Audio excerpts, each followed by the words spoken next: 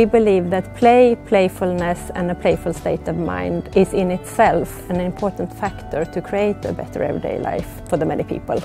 In this year's report, we wanted to understand how and why people play. We were also curious to understand more what adults' view on play is. That's like your time to release your stress.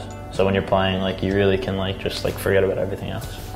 If I'm upset, I play to be happy again. So in this research, we had a very diverse group of people. Everything from small children, age of 2, up to grandparents, age of 90. So what we did in the research to find out what play is, we did it a little bit backwards. So we started off asking what play is not. And by doing that, we also came to what it actually is. So by doing this, we found out that play is typically active, not passive.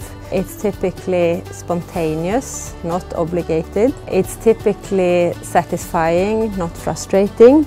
And it's also typically light-hearted.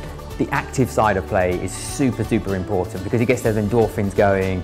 It kind of encourages us to come out of ourselves. It's spontaneous, improvised, and the rules are invented as you go along. So we found 5 play needs that are common around the world, and they are play to connect, play to express yourself, play to escape, play to explore, and play to repair.